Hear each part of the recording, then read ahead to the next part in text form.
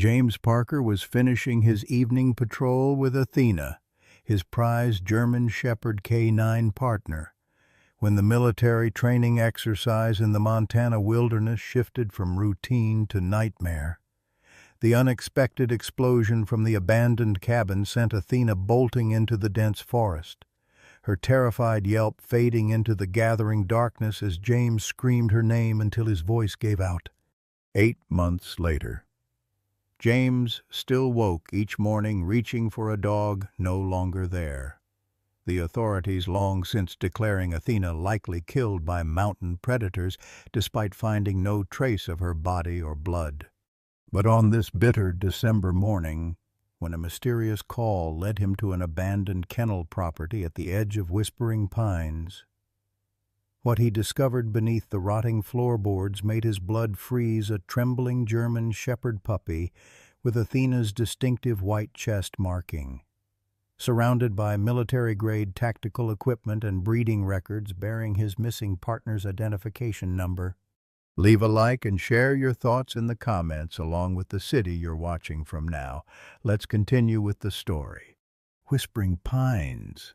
Montana wasn't on any tourist maps, and that's how the locals preferred it. Nestled between towering mountains with a population just shy of 3,000, it was the kind of town where everyone knew your business before you did. Main Street consisted of a handful of storefronts, a diner, hardware store, small grocery, and the sheriff's office, all facing the town square with its ancient gazebo that had witnessed generations of summer concerts and winter tree lightings. James Parker, at 38, carried himself with the rigid posture that 8 years in military K9 units had permanently etched into his frame. His return to civilian life 3 years ago had been rocky at best. The nightmares hadn't stopped, just changed form, and only Athena's steady presence had kept the darkness at bay.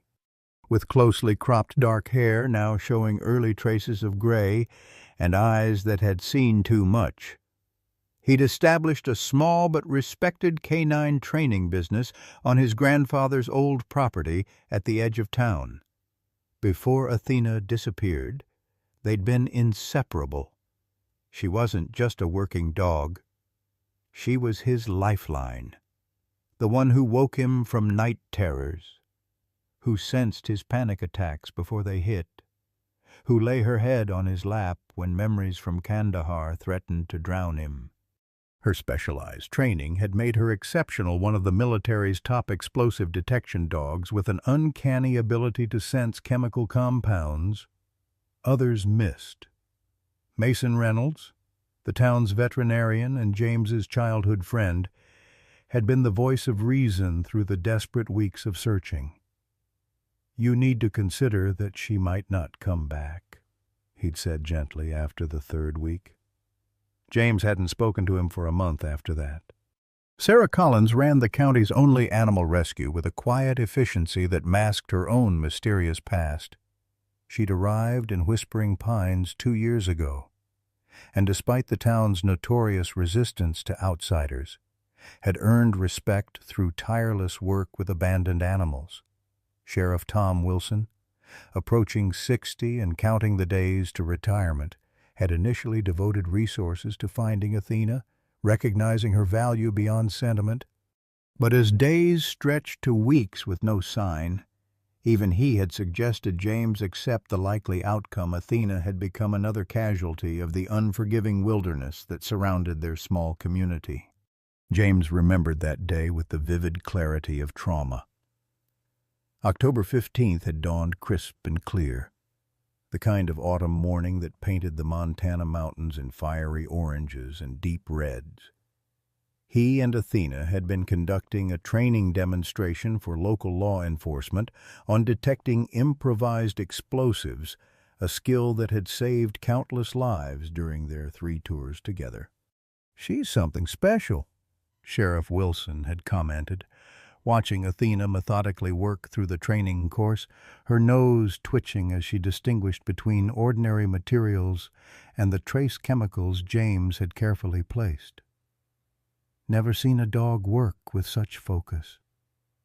Athena had responded with her characteristic focus, ignoring the attention, her entire being dedicated to the task and to James.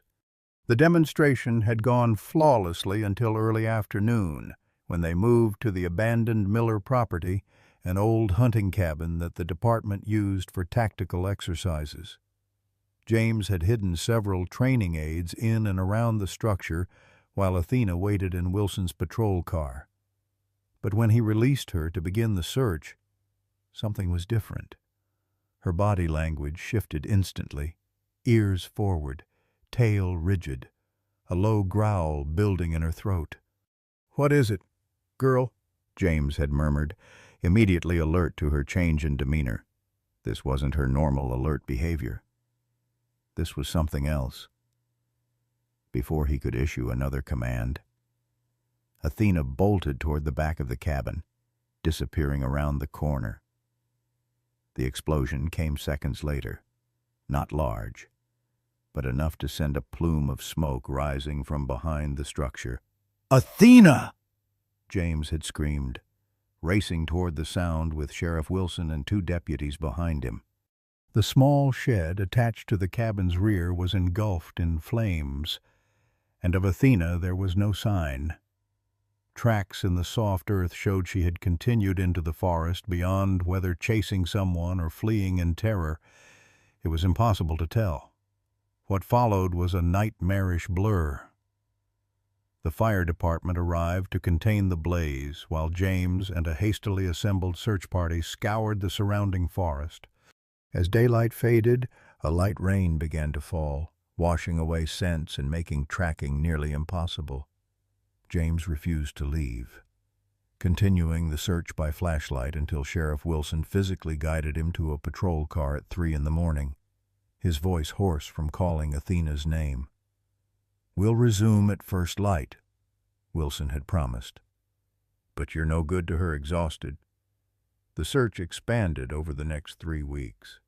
James took only brief breaks to shower and change clothes, surviving on energy bars and determination. He hired professional trackers, brought in other K9 units, posted a substantial reward. Nothing. The only evidence they found was a section of fence nearly a mile from the cabin that appeared to have been cut, and unusual tire tracks on a rarely used logging road beyond. "Someone took her," James insisted when presenting these findings to Sheriff Wilson. "This wasn't an accident. Someone planned this." The sheriff had sighed, the weight of failed efforts evident in his expression. "James, I want to believe that because it would mean she's alive. But we found no evidence supporting that theory. No witnesses, no suspicious vehicles, nothing on any security cameras in a 20-mile radius. Then expand the search check cameras from further out. She's microchip check with vets in other counties." "We've done all that," Wilson said gently.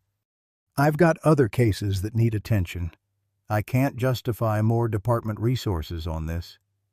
As November arrived with its first dusting of snow, the official search was called off. The working theory, either Athena had been injured in the explosion and crawled away to die, or she had fled into the wilderness and fallen victim to predators. James rejected both explanations, continuing to search alone on weekends, putting his business on hold, draining his savings on private investigators who found nothing. By December, even his most supportive friends were suggesting he seek help for what they gently called unhealthy denial. Mason had tried arranging sessions with a counselor specializing in grief and trauma, which James refused to attend. Sarah from the rescue center stopped by weekly with casseroles he barely touched, and gentle suggestions that perhaps he could honor Athena by helping train another dog. The isolation grew as winter deepened. James withdrew from the community that had once respected him, seeing pity in their eyes where there had once been admiration. His training business dwindled to a handful of loyal clients. The nightmares returned with savage intensity, no longer held at bay by Athena's vigilant presence. Most nights he slept on the couch rather than face the empty space in his bed where she had always curled against his side. He marked the 3-month anniversary of her disappearance alone. A bottle of whiskey, his only company, as he reviewed every photo, every video, searching for something, anything he might have missed. Outside, the Montana winter howled like his grief, unrelenting and merciless. The call came at 5:47 a.m. on a Tuesday in early June, 8 months after Athena's disappearance. James had been awake already, his sleep rhythms permanently disrupted. The number was blocked, the voice deliberately disguised. "There's something you need to see at the old Carson property off Route 16, northeast corner, under the kennels. Come alone." The line went dead before James could respond. He knew the property, an abandoned breeding facility shut down 3 years ago for violations. Isolated, overgrown, the kind of place teenagers occasionally broke into on dares. Every instinct warned him it could be a trap, but the possibility of information about Athena overrode caution. He tucked his service pistol into his waistband, left a note detailing his destination on the kitchen counter, and was in his truck before the sun broke over the mountains. The Carson property loomed like a specter at the end of a weed-choked driveway. A dilapidated house with collapsing porch steps and a large outbuilding that had once housed dozens of dogs, yellow police tape, faded and torn, still hung from several posts. James approached cautiously, listening for any sound besides birds and the whisper of wind through overgrown grass. The kennels were behind the main building, a series of chain-link enclosures with concrete floors and rusting metal roofs. Most were empty, save for scattered debris and years of fallen leaves. In the farthest corner stood a slightly larger kennel with a raised wooden platform that had once served as sleeping quarters. James approached slowly, scanning for movement, his hand resting on his concealed weapon. The whimpering was so faint he almost missed it, a high-pitched, frightened sound coming from beneath the platform. James dropped to his knees, shining his flashlight into the dark space. 2 gleaming eyes reflected back, and a small form huddled against the concrete wall. A puppy. German shepherd, perhaps 4 months old. His heart hammered against his ribs as he gently coaxed the trembling animal forward. When it finally emerged, James felt the world tilt beneath him. The distinctive white marking on the puppy's chest, a perfect diamond shape surrounded by black fur, was identical to Athena's, a genetic trait so unusual that her military handlers had nicknamed her Diamond. "Hey there," he whispered, extending his hand slowly. "It's okay. I won't hurt you." The puppy approached cautiously, sniffing his fingers before allowing a tentative touch. James ran gentle hands over the thin frame, feeling ribs too prominent beneath the dirt-matted fur. No collar, but as he suspected, no microchip either. He could feel the small scar where one had been removed. As he lifted the puppy, something metallic clinked against the concrete. James reached back into the darkness and retrieved a tarnished metal tag, a military-issue identification, the kind attached to K9 tactical vests. Though partially scratched out, he could make out enough numbers to recognize it instantly. Athena's ID. His hands shook as he secured the frightened puppy in his truck, mind racing through implications. This wasn't just any German shepherd puppy. This was Athena's offspring. She had been alive long enough after her disappearance to deliver a litter. Someone had taken her, bred her, and then... what?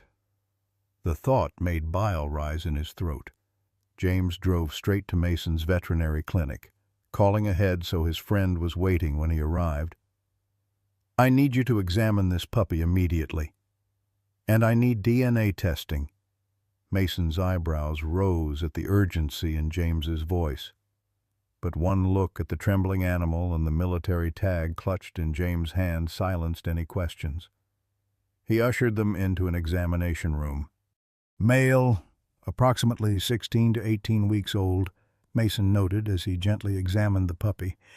"Malnourished, but no obvious injuries. Where did you find him?"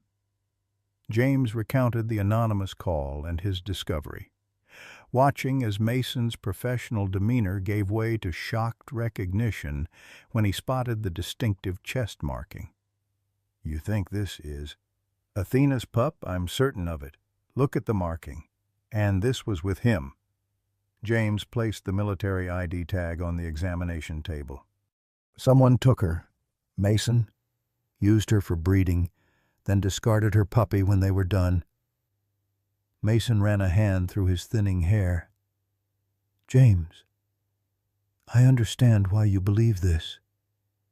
But we should be certain before you... Before I what? Get my hopes up. Start looking for her again. That ship sailed the moment I saw this puppy." The veterinarian sighed, recognizing the determination in his friend's eyes. "I'll take blood samples. Send them for DNA analysis. We can compare against Athena's records from her military file, but James, even if this is her puppy, it doesn't necessarily mean that she's still alive, I know." James gently stroked the puppy's head as it leaned into his touch. "But it means she was alive for months after she disappeared. It means someone took her deliberately. And it means I've been right all along." Mason completed the examination, administered fluids for dehydration, and prepared vaccines. "He's actually in decent shape considering the circumstances. Someone was feeding him until relatively recently. I'd guess he's been alone for a week. Maybe less." James filled out paperwork to officially take custody of the puppy, while Mason made calls to expedite the DNA testing. Outside the examination room, he could hear his friend speaking in hushed tones to someone likely Sheriff Wilson, judging by the snippets of conversation about reopening the investigation. Cradling the now sleeping puppy against his chest, James felt something crack open inside him, a dangerous mixture of hope and rage that had been building for 8 months. If this was Athena's puppy, left to die in an abandoned kennel, what had happened to her? And who was responsible? By the time Sheriff Wilson arrived at the clinic 30 minutes later, James had already decided on a name for the puppy Scout. Because that's exactly what they would do together, scout every inch of Whispering Pines and beyond until they found Athena or discovered what had happened to her. The sheriff took one look at the puppy and the military tag and sighed deeply. "I was afraid of this. You realize this is going to open a whole can of worms, don't you?" "Good," James replied, meeting the older man's gaze without flinching. "It's about time." Scout adapted to James's home with the cautious curiosity of a puppy who had known little kindness. The first night, he refused to sleep in the plush dog bed James had purchased, instead curling into a tight ball beneath the dining room table. By morning, however, James found the puppy had migrated to the floor beside his couch, close but not touching, as if testing boundaries. "He's establishing trust," Sarah Collins explained when she visited 3 days after Scout's discovery. The director of Whispering Pines Animal Rescue had arrived unannounced with a bag of puppy supplies and professional concern. "Mason told me about him. I thought you might need some help." James had been reluctant to accept assistance, but Scout immediately took to Sarah, cautiously approaching her outstretched hand and allowing her to check his ears and paws with practiced efficiency. "You've worked with traumatized dogs before," James observed, watching her methodical movements. Sarah nodded without meeting his eyes. "More than I care to remember. Before I came here, I worked with a rehabilitation program for dogs rescued from fighting rings." She paused, running gentle fingers over the small scar where Scout's microchip had been removed. "And military dogs. Dogs like Athena." Something in her tone caught James's attention. "You knew about Athena?" "Everyone in town knows," she replied. But something flickered across her expression. "Military-trained German shepherds don't just disappear without raising questions in certain circles." Before James could press further, Scout began a peculiar behavior that would become familiar in the coming weeks. The puppy walked to the back door, sat precisely 2 feet away, and stared at the handle with unwavering focus. "That's unusual," Sarah commented. "Most puppies scratch or whine when they need to go out." James opened the door, and Scout bolted to a specific corner of the yard, circled 3 times counterclockwise, then assumed a perfect sitting position, alert and waiting. "That's not typical puppy behavior," James said quietly. "That's trained behavior." Sarah nodded slowly. "Someone's been working with him, or he's imitating what he saw Athena do." James completed the thought that neither wanted to verbalize that Scout might have been with his mother long enough to adopt her trained behaviors. Over the next 2 weeks, Scout revealed more such behaviors the way he positioned himself at James's left side during walks, how he froze and gave a subtle head tilt when encountering certain scents, his peculiar habit of circling items 3 times before investigating them further. None were behaviors James had taught him. The DNA results arrived faster than expected, thanks to Mason pulling strings with a laboratory that handled military service animal genetics. James was in the backyard with Scout when his phone rang. "It's confirmed," Mason said without preamble. 99.7% probability that Scout is Athena's offspring. Based on his age and development, she would have delivered the litter approximately 4 months ago, which means she was alive and healthy enough to reproduce at least 5 months after her disappearance. James sat heavily on the porch steps, emotions colliding inside him. Validation that he'd been right all along warred with the horrifying reality of what Athena had endured. "There's more," Mason continued, his voice carefully neutral. "Based on the genetic markers, the sire was also a purebred German shepherd, likely another military-trained dog. This wasn't random breeding. James, this was deliberate." After hanging up, James stared at Scout, who had settled at his feet with the eerie perceptiveness he often displayed when James's emotions ran high. "We're going to find her," he promised the puppy. "We're going to find your mom." Sheriff Wilson was less enthusiastic when presented with the DNA evidence the following day. Seated behind his cluttered desk, the older man rubbed his forehead wearily.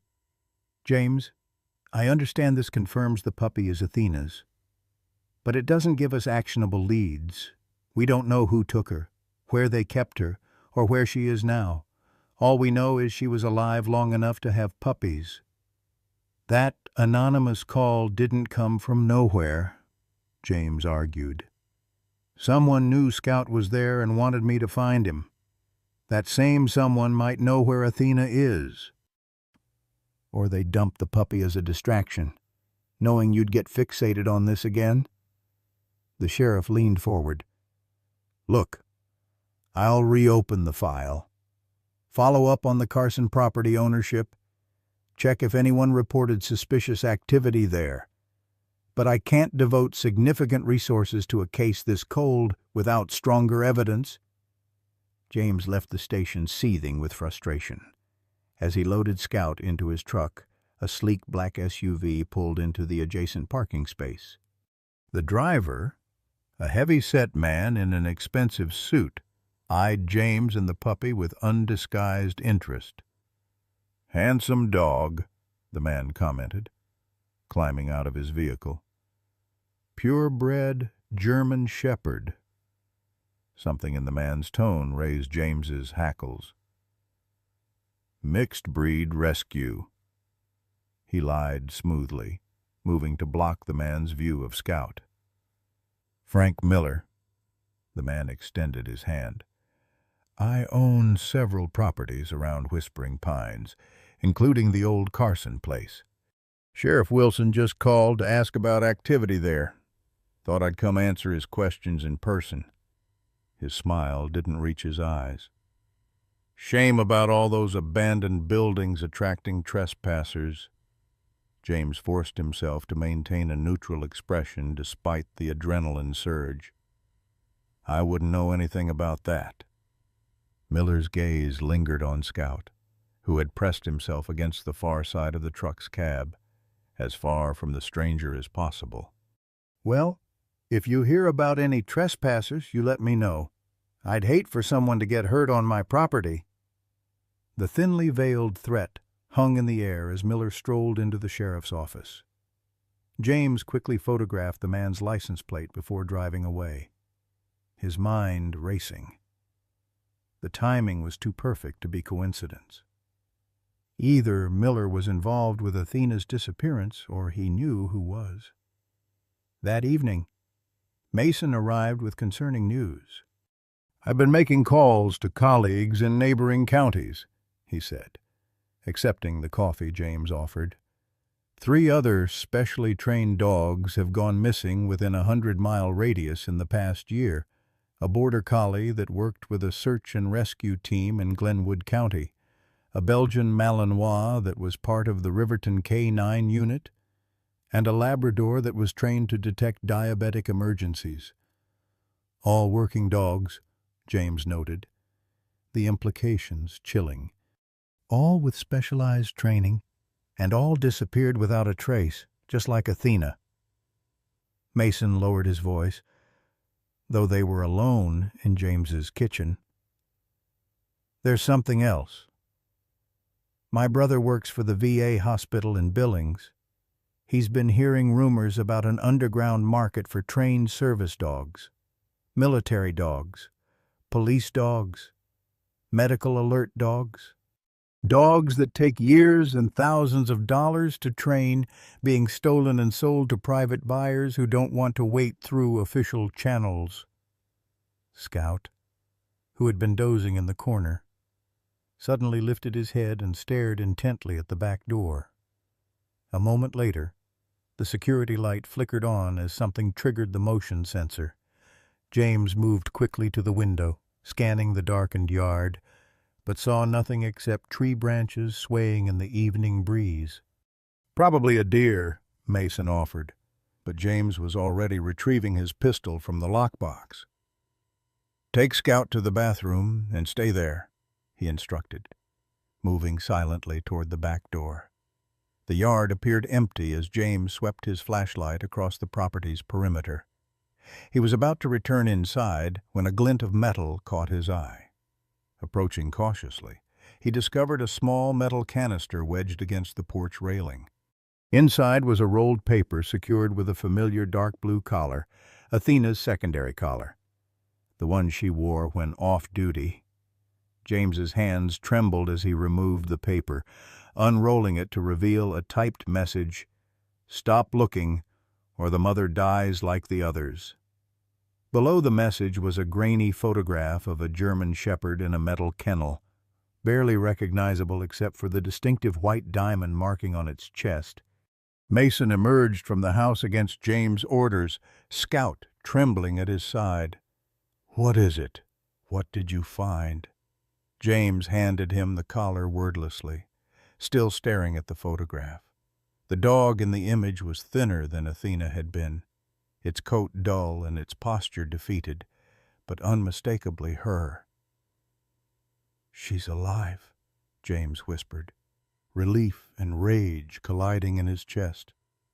"She's alive, and someone is using her as leverage." The next morning, James sat across from Sheriff Wilson, the threatening note and collar laid out between them. The sheriff's face had grown increasingly grim as James explained his conversation with Frank Miller and Mason's revelations about other missing dogs. "This changes things," Wilson admitted, carefully placing the items in evidence bags.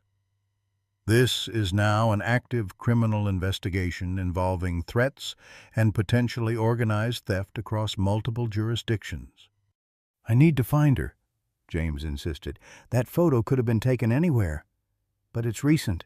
She's alive, and she's scared. And if you go charging off half-cocked, she might end up dead," Wilson countered. "These people have made it clear they'll harm her if you keep investigating. Let us handle this officially. Like you handled it 8 months ago." James couldn't keep the bitterness from his voice. The sheriff's expression hardened. "I'm trying to help you. Parker." "Don't make me regret it."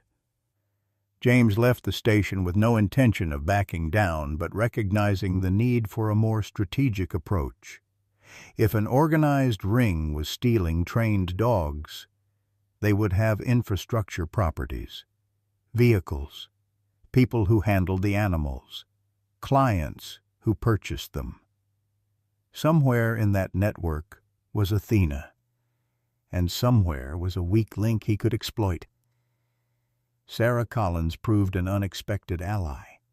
When James arrived at the Animal Rescue Center to ask about regional dog theft patterns, she ushered him into her small office and closed the door. "I haven't been entirely honest with you," she admitted, visibly uncomfortable. "I didn't come to Whispering Pines by accident. I've been tracking a network of dog traffickers for the past 3 years. James stared at her, processing this revelation. "You're not just a rescue worker." "I am a rescue worker," she corrected. "But I'm also a former military police investigator. I was assigned to a case involving missing military working dogs. When the military mysteriously closed the investigation, I continued unofficially." She unlocked a filing cabinet and retrieved a thick folder. "After my honorable discharge, I followed leads to this region. That's why I opened the rescue. It gives me legitimate reason to ask questions about missing dogs, monitor sales and transfers, network with vets and shelters." The folder contained photos and profiles of over 20 missing dogs, all with specialized training. All disappeared within the past 3 years across 5 states. Red pins on an accompanying map marked last known locations, forming a pattern that converged near the Montana-Idaho border. "They're careful," Sarah explained. "They target dogs that are temporarily vulnerable, separated from handlers, between shifts, during training exercises. They alter or remove identification, transport them quickly across county or state lines, keep them at different properties while breaking their bonds with previous handlers." "And then what?" James asked, though he feared he knew the answer. "For females like Athena, it's usually breeding," Sarah confirmed grimly. "A puppy from a proven military working dog can sell for $5,000 to $10,000 to the right buyer. Males are typically sold directly to private security firms, overseas clients, or wealthy individuals who want protection. Dogs without the weight. And the threat that she'll die like the others." Sarah's expression darkened. "Once the females can no longer breed productively, or if they become too difficult to handle."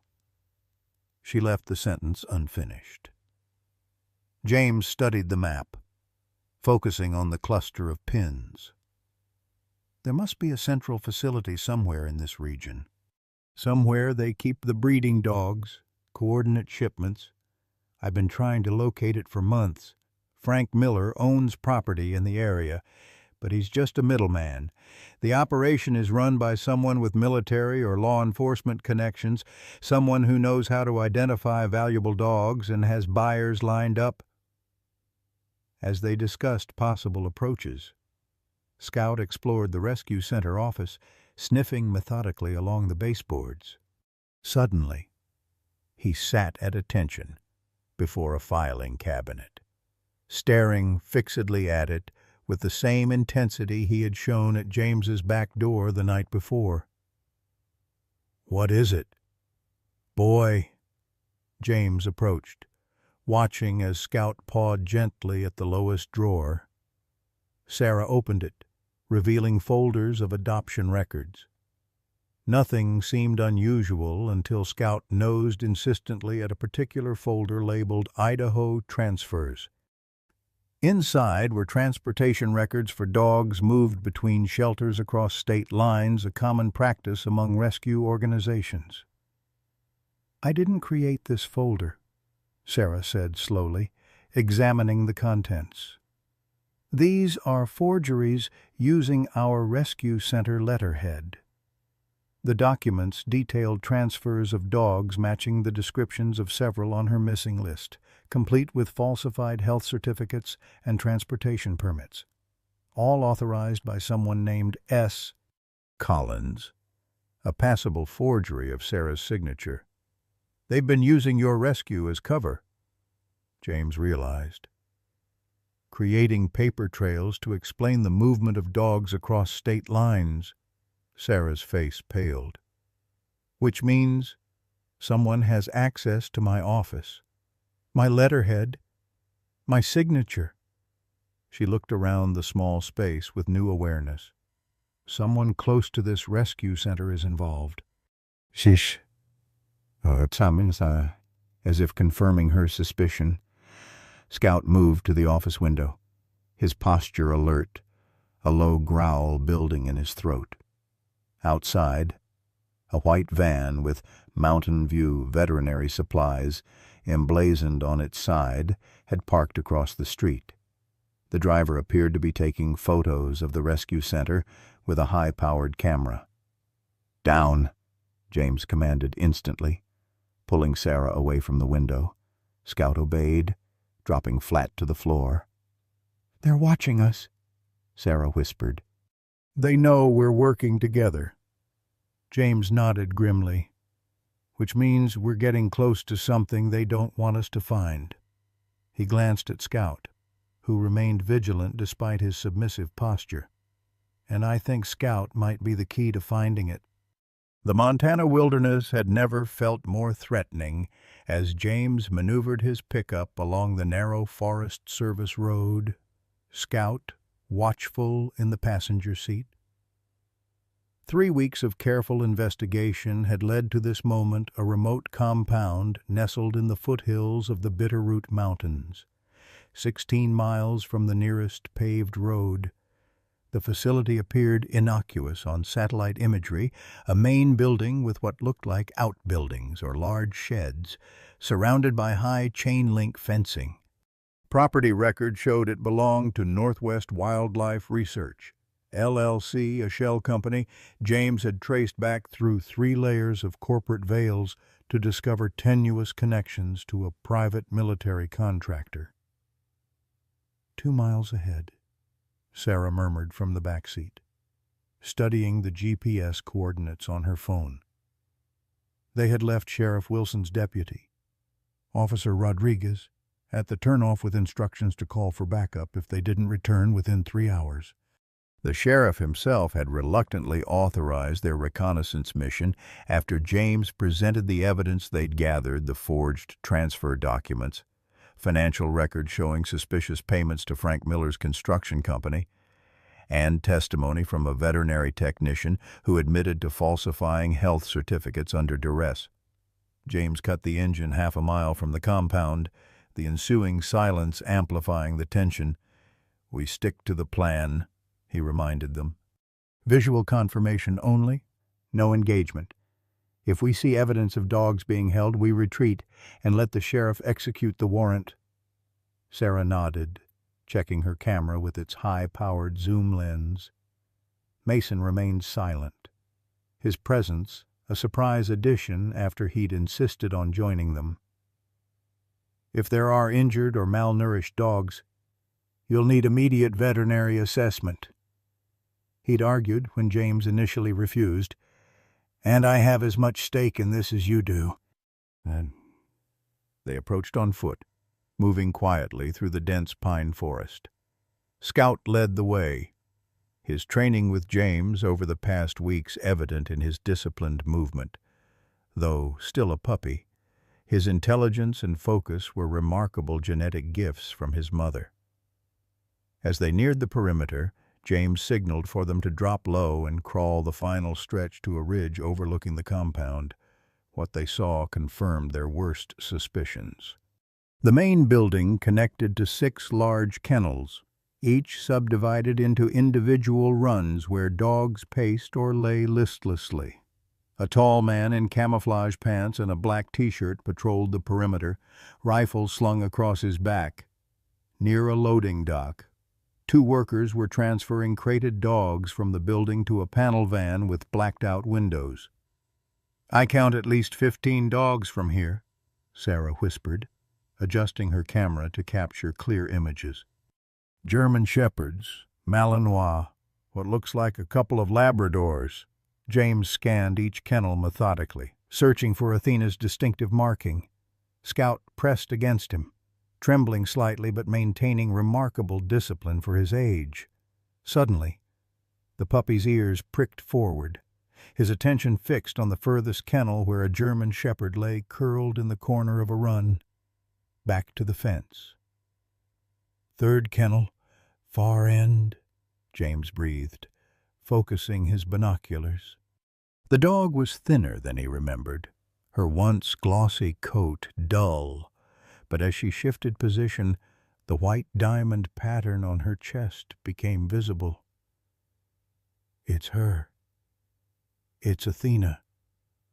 The confirmation sent a surge of emotions through him: relief, rage, determination. Athena was alive but clearly unwell. Even from this distance, he could see her ribs protruding, her movement stiff and hesitant. "We need to document everything and get back to Wilson," Sarah insisted, reading the dangerous intent in James's expression. "We do this by the book, or she could be moved before we can execute a rescue." James nodded reluctantly, forcing himself to continue photographing the facility entrances, guard positions, security measures. They had nearly completed their documentation when Scout suddenly went rigid, a low growl vibrating in his chest. Before James could react, a voice spoke from behind them. "Hands where I can see them. All of you." James turned slowly to find 2 armed men in tactical gear, rifles aimed at their small group. The men wore no identifying insignia, but their stance and positioning betrayed military training. "This is private property," the taller guard stated flatly. "You're trespassing." "We're lost," James attempted, keeping his voice casual. "Just trying to orient ourselves with surveillance equipment." The guard gestured to Sarah's camera. "And a dog that matches our inventory profile?" "I don't think so." He keyed a radio at his shoulder. "Control. We have intruders on the North Ridge, 3 individuals plus 1 canine, requiring instructions." The radio crackled with a response. "Bring them in. All of them." "Stand up slowly," the guard ordered. "Any sudden movements, and we shoot the dog first. Clear." The threat to Scout ensured James's compliance. As they were marched down the ridge toward the compound, he caught Sarah's eye, receiving an almost imperceptible nod. They had agreed on contingencies for capture. Officer Rodriguez would call for backup when they failed to return. and their documented evidence was already uploaded to a secure server that would automatically send to Sheriff Wilson if Sarah didn't enter a passcode within 4 hours. The compound appeared even more forbidding up close. Heavy security doors, surveillance cameras at every corner, and the distinct lack of company signage all confirmed this was no legitimate research facility. They were led into the main building through a loading bay, past stacked crates and equipment, and into a sparse office where a man in pressed khakis and a polo shirt waited, his bearing unmistakably military despite the civilian clothes. "Well, well," he said, examining them with cold calculation. "James Parker. I was wondering when you'd find us." His gaze shifted to Sarah. "And Agent Collins? Still pursuing cases beyond your jurisdiction, I see." Sarah stiffened at the recognition. "Director Harmon, I should have known you'd be behind this." The man smiled thinly. "Former director. Private enterprise is so much more profitable." He gestured to Scout, who pressed protectively against James's leg. "I see you found one of our investment returns. Quality breeding stock, that one. His mother has excellent genetics." James fought to contain his rage. "She has a name. She's a decorated military dog, not breeding stock." "She's property," Harmon corrected coldly. "Military working dogs are equipment, Mr. Parker, equipment with a useful lifespan. Athena was approaching the end of her optimal service period when we acquired her. We simply extended her value through an alternative application. By stealing her and breeding her against regulations," Sarah interjected. "That's federal property theft, animal cruelty, fraud, alleged theft," Harmon interrupted smoothly, "though it will be difficult to prove without witnesses or evidence. Which reminds me," he nodded to one of the guards, who collected Sarah's camera and the phones from all three of them. "People know where we are." Mason spoke up for the first time. "When we don't return, they'll come looking." Harmon appeared unconcerned. "By which time this facility will be empty, and your trespassing claims will lack substantiation." He checked his watch. "Now, we have a shipment to complete before relocation.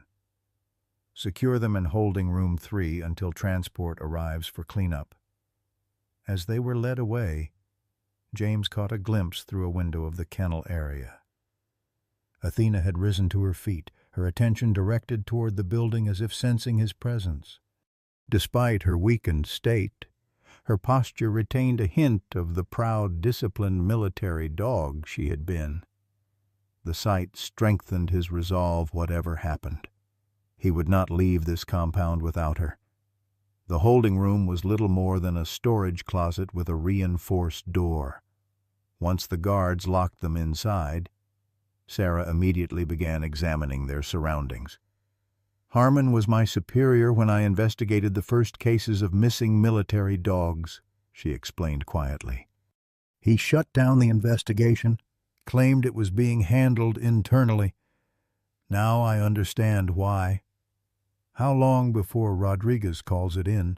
James asked, searching for anything that might serve as a tool or weapon. "Another hour at least, but Harmon's already preparing to move operations. They'll be gone before help arrives." Scout, who had been systematically sniffing the room's perimeter, suddenly focused on a ventilation grate near the floor. He pawed at it insistently, then looked back at James with purposeful intelligence that seemed beyond his months. "He's trying to tell us something," Mason observed. "Just like he led us to those forged documents." James knelt beside the puppy, examining the grate. It was loosely attached, the screws corroded from dampness. With Sarah's help, he managed to work it free, revealing a narrow maintenance shaft. "It's not big enough for us," Sarah noted with disappointment. "But it's big enough for Scout," James realized. A desperate plan forming. He turned to the puppy, who watched him with unwavering attention. "Scout, I need you to find Athena. Find your mom. Can you do that?" The puppy's ears perked forward at Athena's name, a name James had used often during their training sessions. Whether Scout truly understood or was responding to James's tone and body language was impossible to know, but the puppy turned to the shaft with apparent determination. "Here." Mason removed his belt, fashioning a makeshift harness around Scout's body. "If he finds her, maybe he can lead her back this way." It was a desperate gamble, sending a partially trained puppy through an unfamiliar building filled with armed guards. But as Scout disappeared into the darkness with one final glance back, James felt a surge of hope. The puppy carried not just their chance for escape, but Athena's last opportunity for freedom. "Find her, Scout," he whispered after the retreating form. "Find your mom." Time stretched unbearably in the confines of the storage room. James paced the narrow space, counting seconds and straining to hear any sound through the heavy door. 30 minutes had passed since Scout disappeared into the ventilation shaft, 30 minutes with no sign of the puppy's return or any indication their desperate plan had succeeded. "He might have gotten lost," Mason suggested quietly, his medical training evident in how he'd positioned himself near the door, ready to render aid should it become necessary. "Or caught. The facility is large and complex." James shook his head, unwilling to voice his deepest fear that Scout had found Athena only to encounter guards or other obstacles. A puppy, no matter how intelligent or well-bred, was no match for armed men with no moral compunctions about their treatment of animals. Sarah remained practical, working methodically to loosen a metal shelf bracket that might serve as a weapon. "Harmon wouldn't harm valuable inventory," she said, correctly interpreting James's unspoken worry. "Even if Scout is caught, they'll just secure him.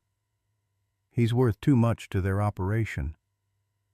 A muffled commotion outside the door interrupted their conversation, raised voices, followed by hurried footsteps passing their location.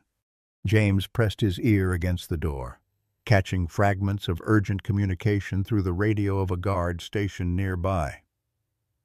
"Perimeter breach on the east fence. Local sheriff's department vehicles approaching. Accelerate evacuation protocol." Hope surged briefly at the prospect of rescue, only to be crushed by the guard's next transmission. "Prepare primary assets for immediate transport. Secondary assets to be neutralized per contingency protocols." The clinical euphemisms weren't difficult to decode. Primary assets would be the most valuable dogs, likely those with specialized training or breeding potential. Secondary assets would be the others, including dogs too sick, injured, or difficult to transport. Dogs like Athena, whose deteriorated condition James had observed through binoculars. "They're going to kill her," he said hoarsely, turning to Sarah and Mason. "We can't wait any longer." Before either could respond, the lock on their door clicked, and the heavy panel swung open to reveal not armed guards, but Frank Miller. The businessman's expensive suit was rumpled, his normally composed expression replaced by barely contained panic. "Out!" he ordered tersely. "Now! Before Harmon realizes I've accessed the security system." James hesitated, suspecting a trap, but Sarah was already moving. "He's flipping sides to save himself," she assessed quickly. "The sheriff must have enough evidence to implicate him." Miller's grimace confirmed her analysis. "Your deputy friend called in the cavalry. Harmon's burning everything and running. I'm not going down with this ship." They followed him through dimly lit corridors, encountering no resistance. The facility buzzed with the organized chaos of rapid evacuation, distant shouts, equipment being moved, vehicles starting outside. "The dogs," James insisted, grabbing Miller's arm as the businessman attempted to lead them toward what appeared to be a rear exit. "Where are they taking them?" "Loading dock, through there." Miller gestured toward a set of double doors. "But you're insane if you think—" James was already moving, Sarah close behind. Only Mason hesitated. "I'll try to find Scout," the veterinarian decided, receiving James's grateful nod before following Miller toward what presumably led to safety. The loading area was a scene of methodical urgency. 2 vans were being loaded with crated dogs, while a man in surgical scrubs prepared injections at a folding table, the neutralization protocol for dogs deemed not worth saving. James scanned the area desperately for Athena, finally spotting her in a crate set apart from those being loaded, even from a distance.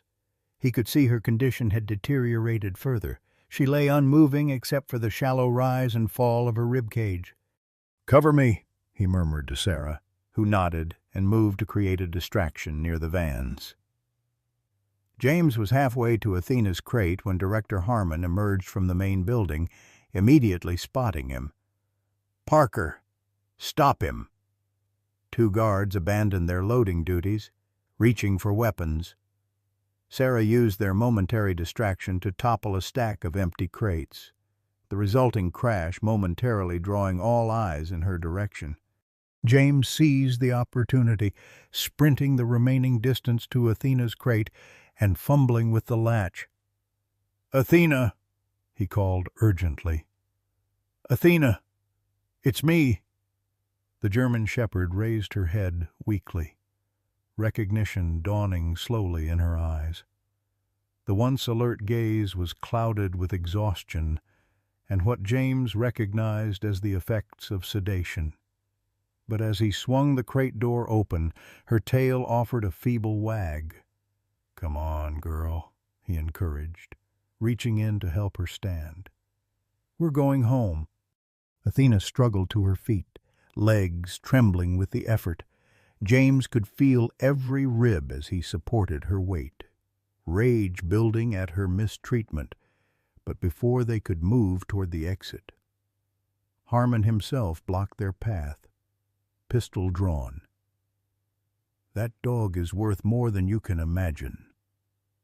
Parker," he stated coldly, "walk away now, and you might survive this."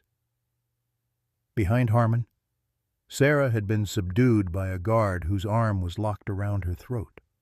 The loading dock had fallen silent, the evacuation momentarily suspended as all attention focused on the confrontation. "She's dying," James responded, keeping his voice steady despite the fear and fury coursing through him. "Whatever you've been doing to her, she won't survive another transport. Then she's reached the end of her usefulness." Harmon shrugged. "We've harvested enough genetic material. Her last litter is already promised to buyers." The casual cruelty, the reduction of Athena's life to a commodity, broke something in James. He straightened, one hand still supporting his weakened partner. "She was never yours to take. She's not property. She's a decorated veteran who saved countless lives." "Spare me the sentimentality," Harmon snapped, adjusting his grip on the pistol. "Step away from the dog. Final warning." James felt Athena tense against him, a familiar subtle shift he recognized from their years of partnership. Despite her weakened state, she was positioning herself between James and the perceived threat, responding to the tension in Harmon's voice and posture. Even now, sick and mistreated, her training and protective instinct remained intact. "I'm not leaving without her," James stated with quiet finality. Harmon's finger tightened on the trigger. then you're not leaving at all. The gunshot never came. Instead, a blur of motion from an overhead vent sent Harmon staggering sideways as Scout launched himself directly onto the man's shoulder, small teeth finding purchase in the hand holding the weapon. The gun clattered to the floor as Harmon cursed, trying to dislodge the determined puppy. The momentary chaos was all James needed. "Athena, take," he commanded, using the attack command that had been part of her military training. Despite her weakened condition, Athena responded, lunging forward to knock Harmon completely off balance. The director fell hard, Scout still attached to his arm, Athena standing over him with a warning growl that required no translation. But the advantage was short-lived. The guard restraining Sarah shoved her aside and raised his weapon, aiming not at James but at Athena. "Call off the dogs or I shoot them both," he threatened. James froze, caught in an impossible position. Even if he commanded Athena to release, if she was even strong enough to respond to complex commands in her condition, the guard would likely shoot anyway. Eliminating witnesses to this operation. The metallic click of a weapon being cocked came from behind the guard. "Drop it," ordered Sheriff Wilson. His service weapon pressed against the man's head. "Or the only one getting shot is you."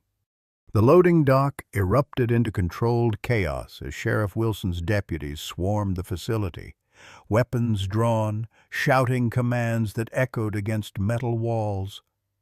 James remained crouched beside Athena, one hand buried in her matted fur, the other reaching for Scout, who had finally released his grip on Harmon's arm to return to his side. The reunion should have been triumphant handler and dog together again after 8 long months, but as Athena's legs buckled beneath her, triumph gave way to terror. "Mason!" James called out desperately, scanning the room for the veterinarian. "I need help here." Mason appeared from behind a cluster of deputies, medical bag already in hand. He knelt beside Athena, his practiced fingers moving efficiently to check vital signs while maintaining a calm, soothing patter. "Good girl. Athena, that's it. Just let me take a look at you." "How bad?" James asked, dreading the answer as he watched Mason's expression grow increasingly grave. "Severe malnutrition, dehydration," Mason murmured, continuing his examination. "Infected surgical sites, looks like recent cesarean section with inadequate aftercare. Elevated temperature. Possible organ dysfunction." He glanced up, meeting James's eyes with professional compassion. "She needs emergency veterinary care. Immediately." Sheriff Wilson approached, holstering his weapon as Harmon and his associates were cuffed and led away. "Medevac helicopters standing by for human casualties. We can divert it to transport the dog to the veterinary hospital in Missoula." James blinked in surprise at the sheriff's offer, unexpectedly moved by the consideration for Athena's condition. Wilson must have read his expression because he added gruffly, "That dog's material evidence in a federal case now. Need to keep her alive for the prosecution." But the professional facade cracked slightly as he added, "Besides, she's one of our own. Served her country same as any soldier." While deputies secured the scene and documented evidence, Mason and James carefully transferred Athena to a makeshift stretcher. Scout followed anxiously, whining softly each time Athena made a sound of distress. The puppy's behavior confirmed what James had suspected despite their brief time together. Scout recognized his mother, responding to her condition with an intuitive concern that transcended his young age. "I'll accompany her to the hospital," Mason insisted as they carried Athena toward the waiting helicopter. "She'll need continuous monitoring during transport." James nodded gratefully, then hesitated as a deputy approached with urgent information for the sheriff. He caught fragments of their conversation's second facility, 20 miles west, more dogs, and felt a fresh surge of conflicting emotions. If there were more dogs being held, more victims of this trafficking ring, they needed rescue. But leaving Athena's side when he'd only just found her seemed impossible. Sarah, her tactical experience evident in how quickly she'd integrated with the law enforcement response, approached with understanding in her eyes. "Go with Athena," she said firmly. "Scout 2. I'll coordinate with the sheriff on the second location. We'll handle it." "You're sure?" James asked, torn between responsibilities. "Positive. You've gotten her this far. Stay with her through the next part." Sarah's expression softened slightly. "That's an order, Sergeant." The helicopter ride to Missoula passed in a blur of anxiety. James crouched in the limited space beside Athena's stretcher while Mason administered IV fluids and oxygen. Scout remained remarkably calm, despite the noise and vibration, pressed against James's side as if drawing and offering comfort simultaneously. "Her blood work is concerning," Mason explained over the helicopter's din, reviewing results from portable equipment. "Multiple organ systems showing stress. And there's something else, metabolic markers I'd typically associate with certain drug protocols." "What kind of drugs?" James demanded, a new fear emerging. Mason's expression darkened. "Based on these readings, I'd guess performance enhancers, fertility stimulants, possibly experimental compounds designed to enhance working dog capabilities. Whatever they were doing, it wasn't just breeding. They were experimenting with genetic traits and biochemical enhancements." The implication sent a chill through James. Athena hadn't just been stolen for her puppies. She'd been used as a test subject for some kind of twisted enhancement program. The realization added new context to Director Harmon's operation, not just trafficking valuable dogs, but developing some kind of enhanced canine program outside military and regulatory oversight. At the veterinary hospital, a team was waiting as the helicopter landed. Athena was rushed inside, leaving James and Scout in a private waiting area with the crushing uncertainty of whether she would survive.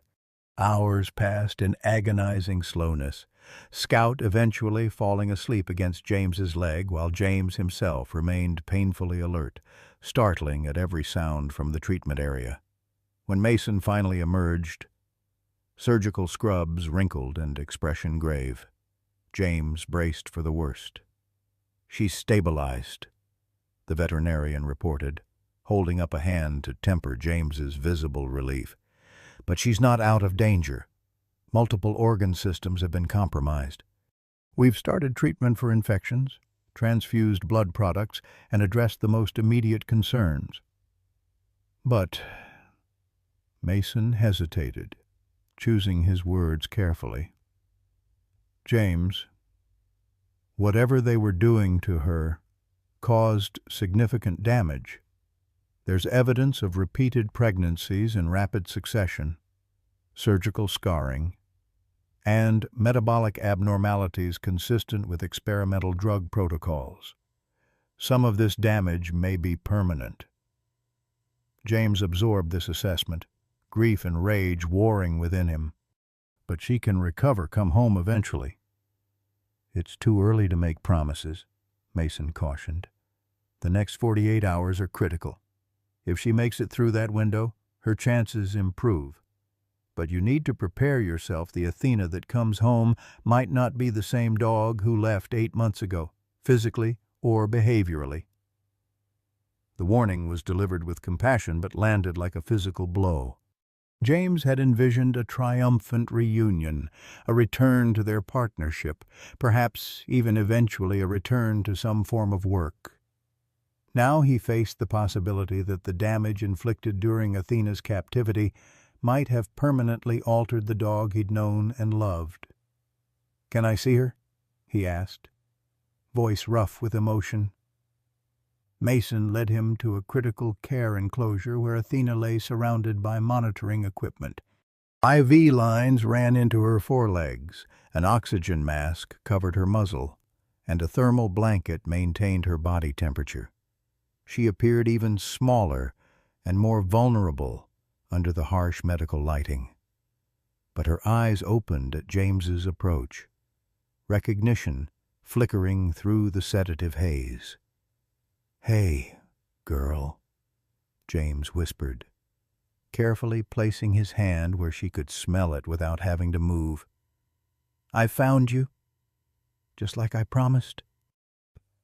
Her tail thumped weakly against the blanket just once, but enough to release the tears James had been holding back since the rescue.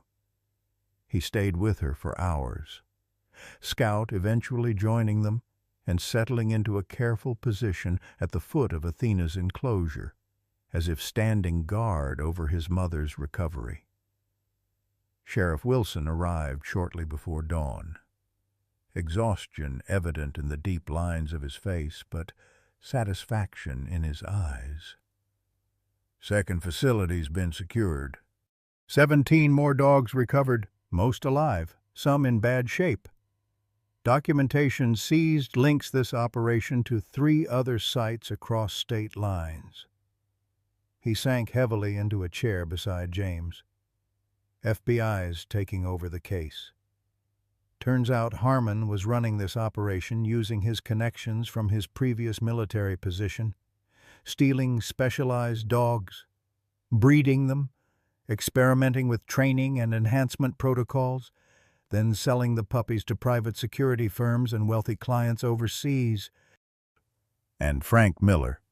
James asked, recalling the businessman's unexpected assistance, singing like a canary to save his own skin. Wilson confirmed. "Claims he only provided properties and transported dogs occasionally. Didn't know about the experimentation aspects. Whether that's true or not, his testimony will be valuable in building the federal case." The sheriff paused, studying Athena's still form. "How's she doing?" "Fighting," James answered simply. "They're not sure yet if she'll—" He couldn't complete the sentence. Wilson nodded in understanding. "Veterinary expenses will be covered by the department. She's a material witness. After all—" The gesture was unexpected from the previously skeptical sheriff. "Thank you," James managed, genuine gratitude in his voice. "Don't thank me yet," Wilson replied, unexpectedly solemn. "There's something else you should know. Among the documents recovered was information about Athena's puppies from previous litters. Most were sold already, but there were records for the litter that included Scout." James tensed, instinctively glancing at the puppy who had finally succumbed to exhaustion. "What about them?" According to the records, the puppies were part of what they called an accelerated development program, some kind of experimental protocol using compounds derived from the parent's blood to enhance growth and supposedly intelligence. Wilson's discomfort with this information was evident. In Scout's case, the notes indicate he was one of 2 puppies from the litter who showed unusually advanced responses to initial training. The other was sold to a buyer in Eastern Europe 3 weeks ago. James processed this disturbing revelation, looking at Scout with new concern. "Are you saying Scout might be affected by whatever they did to Athena?" "The FBI has consulted veterinary specialists who are reviewing the documentation," Wilson explained. "Mason's already been briefed. They'll want to monitor Scout for any unusual symptoms or behaviors, but from what I understand, the protocols were primarily focused on accelerating natural development, not creating abnormalities." The conversation was interrupted by Mason's return, bearing updated test results. The veterinarian's expression had lightened somewhat. Her blood work is showing improvement. Kidney and liver values moving in the right direction. She's responding to the antibiotics." He hesitated before adding, "There's something else. When we were examining her, we discovered something unusual implanted beneath her skin, some kind of microchip, but not standard identification.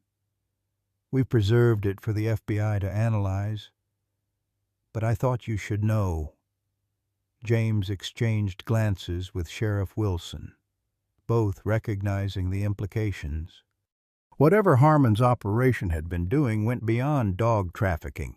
It had elements of something more sinister, something that military and intelligence agencies would take very seriously. "I need some air," James said finally, overwhelmed by these revelations. "Can you stay with her?" he asked Mason, who nodded in understanding. Outside in the hospital's small garden, James sat heavily on a bench, Scout following to rest his head on James's knee. The morning sun was just beginning to illuminate the mountains surrounding Missoula, a beautiful dawn that seemed incongruous with the ugliness they had uncovered. A familiar voice interrupted his thoughts. "I thought I might find you here." James looked up to see a man in Army uniform approaching his younger brother, Captain Michael Parker, whom he hadn't spoken to in nearly 2 years following a bitter disagreement about James's decision to leave the service. "Michael," James acknowledged, surprise momentarily displacing his other concerns. "How did you—" "Sarah Collins contacted me," Michael explained, taking a seat beside him. "We've worked together before. When she told me about Athena, I caught the first transport I could." The unexpected appearance of his estranged brother left James momentarily speechless. Their last conversation had ended with harsh words on both sides. Michael accusing James of abandoning his duty, James accusing Michael of blind loyalty to an institution that discarded its people when they were no longer useful. "I'm sorry about Athena," Michael offered after an awkward silence. "And I'm sorry I didn't believe you when you said something wasn't right about her disappearance." The apology, so unexpected, momentarily disarmed James's defenses. "You're a little late to the search party," Michael nodded, accepting the rebuke. "I know, but I'm here now because there's something you need to know. What happened to Athena? It wasn't random. She was specifically targeted because of her capabilities and genetics." "Harmon's operation," James began, but Michael shook his head. "Harmon was part of it, but he wasn't the mastermind. The program he was running has connections to classified military research that was officially terminated 3 years ago. Unofficially." He trailed off, glancing around to ensure privacy before continuing. "Some elements continued under private funding, outside proper oversight." James stared at his brother, the implications settling like a weight. "You knew about this?" "Not until recently," Michael insisted. "I started investigating after similar disappearances affected K-9 units in my division. When Sarah connected the dots to Athena, I realized how extensive this might be." Scout had shifted his attention to Michael, studying the newcomer with unusual intensity. Michael reached out slowly, allowing the puppy to sniff his hand before offering a gentle pat. "He has her eyes," Michael observed quietly. "Same intelligence, same focus." "They experimented on them," James said, voice tight with controlled anger. "On Athena, on Scout, on all of them." Michael nodded grimly. "Which is why I'm here. Not just as your brother, but officially. What Harmon was doing has national security implications. The dogs they've enhanced, the data they've gathered, it can't just disappear into the regular criminal justice system. So what happens now?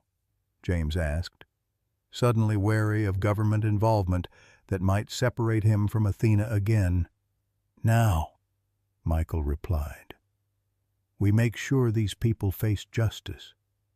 We recover as many of the dogs as possible, and we shut down every remnant of this program. He paused, meeting James's gaze directly. And I personally ensure that you, Athena, and Scout stay together with whatever support you need for her recovery.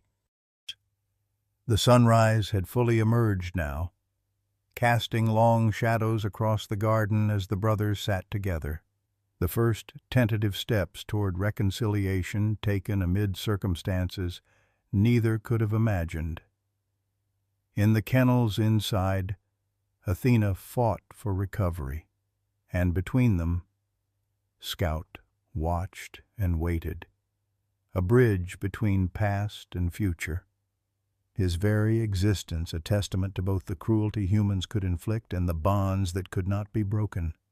The 6 months following Athena's rescue unfolded in a rhythm of small victories and setbacks, of quiet moments and determined struggles. James converted his living room into a recovery space, with a specialized orthopedic bed positioned to catch morning sunlight through the east-facing windows. The wall nearby gradually accumulated photographs charting Athena's progress from those first critical days in the veterinary hospital to her homecoming 3 weeks later. Thin and hesitant, but alive. Her physical recovery progressed in careful stages. The infections cleared with extended antibiotic treatment. Her coat, once dull and patchy, slowly regained its shine under James' attentive grooming. The prominent ribs became less visible as she gained weight on a specially formulated diet.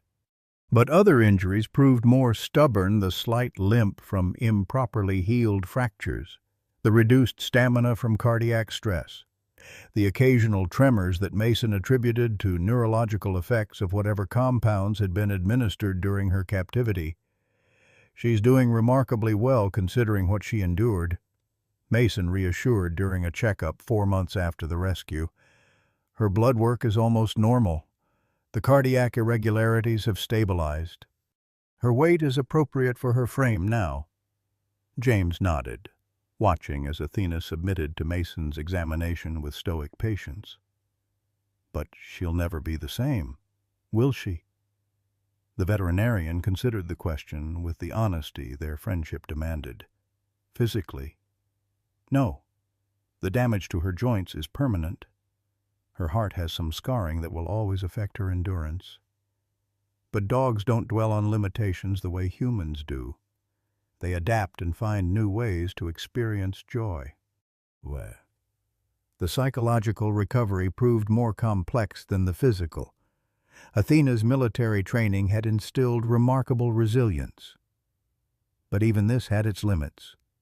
She startled at sudden movements, grew anxious in confined spaces, and displayed profound distress around unfamiliar men, particularly those in uniforms or tactical clothing.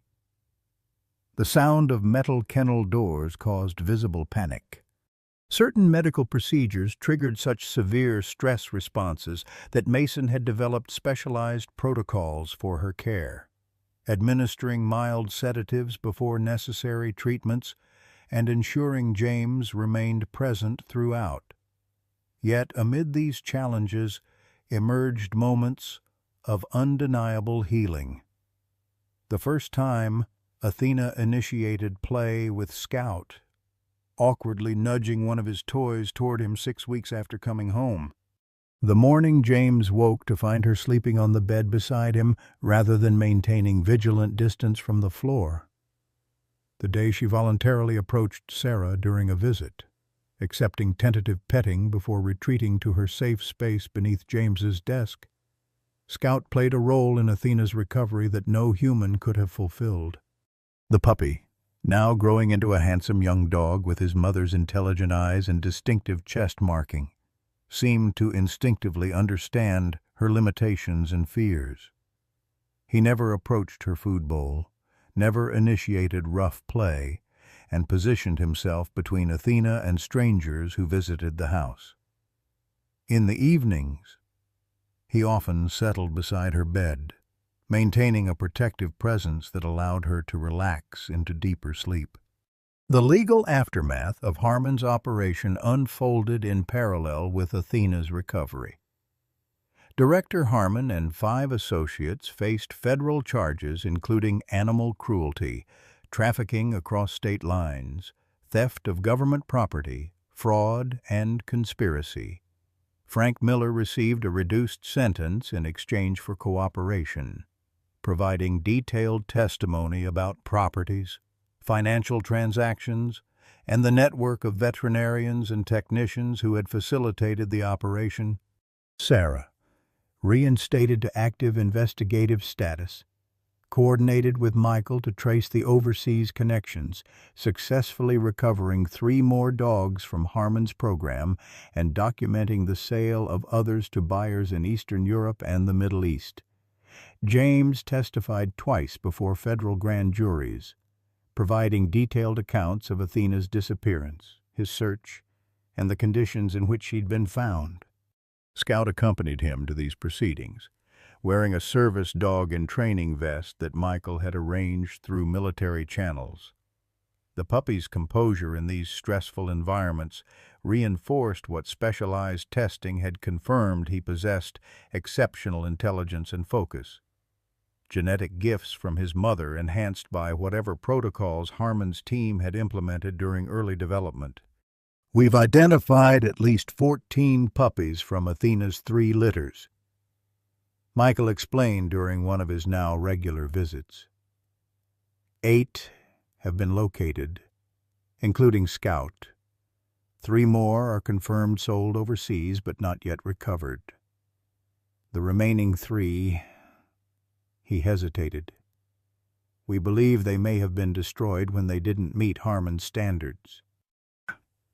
James absorbed this information with the contained grief that had become familiar anger at what had been done, gratitude for what had been saved. And the puppy they mentioned as being like Scout, the one sold to Eastern Europe. Michael's expression tightened. We're working on it. Intelligence suggests the dog is in Belarus, possibly being trained for private security work. Recovery options are politically sensitive. On a crisp October morning, with autumn painting the Montana landscape in brilliant golds and reds, Sheriff Wilson arrived unannounced at James's cabin. He declined the offered coffee, clearly uncomfortable with what he needed to discuss. The FBI needs one final deposition from you before Harmon's trial next month, he explained. And they're requesting something specific. They want you to demonstrate Athena's previous capabilities, her training, her command responses, her search patterns. They believe showing the jury exactly what was stolen will strengthen the government's case. James tensed, immediately protective. She's not ready for that. She may never be ready. I told them as much, Wilson agreed. But they're insistent. The defense is trying to downplay the value of the dogs, arguing they were just animals that had reached the end of their useful service life. The suggestion that Athena and the other dogs were mere equipment, disposable after their usefulness ended, ignited a familiar anger in James. It was the same argument Harmon had made, the same dehumanizing logic that had justified their exploitation. There has to be another way, he insisted. Videos from her service record, testimony from her military handlers. Wilson nodded. Your brother is working on alternatives. But I wanted you to hear it from me first, and to tell you that whatever you decide, the department stands behind you. Athena's been through enough. After the sheriff departed. James sat on the porch steps, watching as Athena and Scout explored the perimeter of the yard, a daily routine that seemed to reassure Athena that her territory remained secure. Despite her physical limitations, she moved with the deliberate purpose that had characterized her military career. Scout following her lead with youthful energy, tempered by unusual discipline. The question of what Athena could still do, what she should be asked to do, had haunted James throughout her recovery. Mason had counseled against expecting too much too soon, warning that stress could exacerbate her cardiac issues. But James had also observed moments when Athena seemed frustrated by inactivity, her working dog instincts still evident despite her trauma. A week after Wilson's visit, James made a decision. On a quiet morning, he retrieved a small training pouch from storage, not Athena's military equipment, which carried too many associations, but a simple canvas bag containing training aids he used with civilian dogs.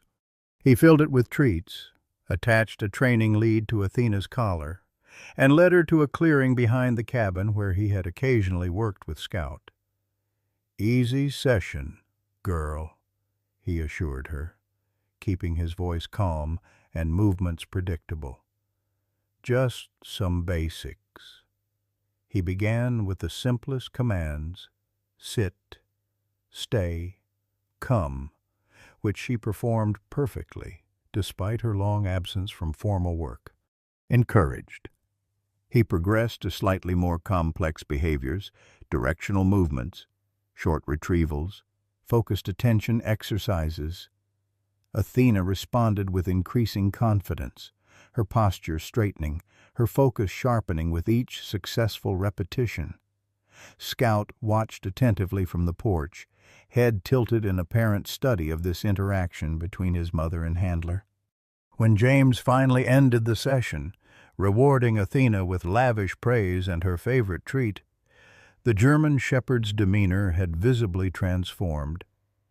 The hesitancy that had marked her movements for months had temporarily receded, replaced by the poised confidence of a working dog fulfilling her purpose.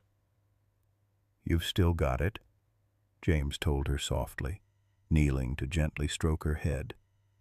"Whatever they did, they couldn't take that away."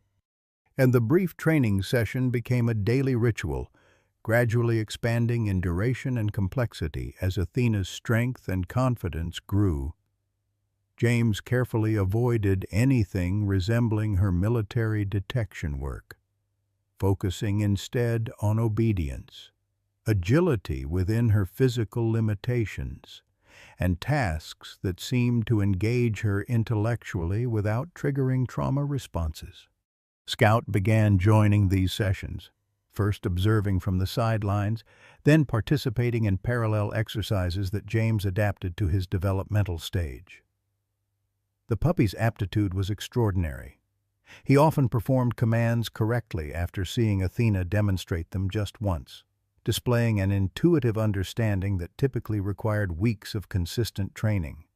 Sarah visited often during this period, sometimes accompanied by Michael, whose relationship with James had cautiously mended through their shared commitment to justice for Athena and the other victimized dogs.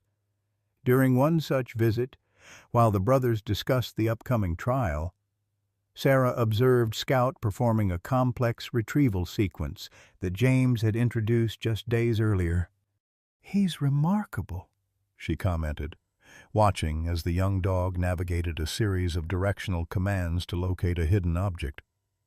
"Have you considered what you'll do with him long-term with his abilities? He could have an extraordinary working career." The question gave James pause. He had been so focused on Athena's recovery and the legal proceedings that Scout's future had remained nebulous, the puppy simply an integral part of their family unit, his training a natural extension of daily life rather than preparation for specific work. "I don't know," he admitted.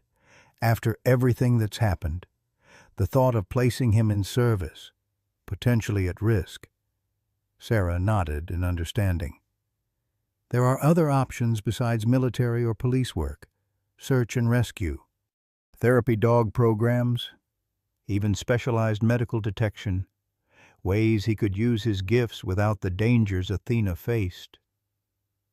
The conversation planted a seed that germinated over subsequent weeks, as James observed Scout's interactions with Athena. The puppy had begun initiating his own form of training, bringing objects to Athena and watching intently as she demonstrated proper retrieval technique.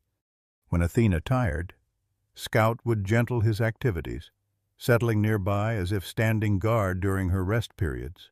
He had developed an uncanny ability to anticipate her needs, bringing her water bowl closer when she seemed thirsty, alerting James when her discomfort seemed to increase.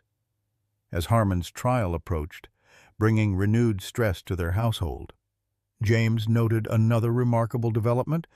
Athena, whose trauma responses had diminished but never disappeared, began displaying calmer behavior when Scout positioned himself between her and potential triggers. The puppy appeared to be functioning as a buffer, a living shield that allowed his mother to process challenging situations with greater composure. The observation led to an unexpected decision. When the FBI made their final request for Athena's demonstration before the trial, James proposed an alternative, a presentation involving both Athena and Scout, showcasing not only what had been stolen through Harmon's operation, but what had been preserved and passed forward through the bond between mother and son. The demonstration took place on a clear November morning at a neutral training facility the FBI had arranged. Present were the prosecution team, several expert witnesses, and a small group of agents involved in the case. James had insisted on Scout's presence throughout, with Michael and Sarah also attending to provide familiar support for Athena. What unfolded surprised even James, with Scout beside her. Athena performed an abbreviated version of her basic military obedience routine, not at her previous level of precision, but with unmistakable skill and focus. When signs of stress appeared, elevated breathing, subtle shifts in posture, Scout would position himself against her side, providing tactile reassurance until she stabilized. For his part, Scout demonstrated several of the specialized behaviors he had either inherited or learned from Athena, executing complex search patterns with remarkable efficiency despite his youth. The lead prosecutor, a stern woman who had maintained professional detachment throughout pretrial preparations, approached James afterward with visible emotion. "That was more compelling than any testimony we could present," she acknowledged. "Seeing what was damaged, what was nearly destroyed, but also what couldn't be extinguished. It tells the whole story." 3 days before the trial was scheduled to begin, Director Harmon accepted a plea agreement: 25 years in federal prison with no possibility of parole, forfeiture of all assets, and full cooperation in international efforts to recover the remaining dogs. His associates received lesser but still substantial sentences. The judge, in an unusual move, ordered that a portion of the seized assets be directed to a newly established foundation for the rehabilitation of retired military working dogs. On a snowy December afternoon, as Athena dozed near the wood stove with Scout maintaining his now customary vigil nearby, Sarah arrived with news that brought their long journey full circle. "They found her," she announced without preamble. "Scout's sister, the puppy from Athena's litter who showed similar traits. Michael's team coordinated with Interpol. She's being transported back to the States tomorrow." James absorbed this information, watching as both dogs raised their heads at Sarah's excited tone. "What condition is she in?" "Physically healthy, according to the preliminary report. She's been in training with a private security contractor, not abused, but not properly socialized either. Very focused, extremely intelligent, but wary of strangers." Sarah paused. They're looking for an appropriate placement, someone with experience handling dogs with her background and abilities. The unspoken question hung in the air between them. James glanced at Athena, whose recovery had progressed far beyond what any specialist had predicted. Then at Scout, whose extraordinary capabilities had emerged alongside his gentle, protective nature. The cabin, once a sanctuary for his solitary grief, had transformed into something he hadn't known. He needed a home where healing happened in unexpected ways, where broken pieces found new purpose. "What will you call her?" Sarah asked, correctly reading his unspoken decision. James smiled, watching as Scout approached, pressing against his leg in a gesture that had become their private communication. "Hope," he answered, reaching down to scratch behind the young dog's ears. "I think we'll call her Hope." Outside, snow began falling more heavily, blanketing the Montana landscape in pristine white. Inside, the small family handler, mother, son, with another soon to join, rested in the quiet peace they had earned through suffering and perseverance. Athena's journey from loss to healing, Scout's from uncertain beginning to purposeful future, James from isolation to reconnection, all threads in a tapestry still being woven, its pattern revealing itself one day at a time. When German Shepherd Athena disappeared during that routine training exercise in Montana, her handler James never stopped believing she was alive somewhere. For 8 months, while others moved on, he searched tirelessly, just as many of you have persevered through your own darkest moments when loved ones were lost. The discovery of Scout, Athena's puppy, reminds us that even in our winter seasons, unexpected blessings await. Like James finding Athena weak but fighting in that remote kennel, many of you understand the fierce joy of reuniting with someone you feared lost forever. The slow, healing journey, Athena's trembling steps, Scout's protective presence, James's patient rehabilitation work, mirrors the careful rebuilding many of you have undertaken after life's harshest blows. When Athena performed her commands again despite her injuries, she demonstrated what we've all learned through our decades. Resilience isn't about returning unchanged, but about finding new purpose despite our scars. This story honors the special bond between humans and dogs that many of you cherish, while celebrating what truly matters at any age: second chances, family restored, and the quiet courage to begin again when everything seems lost.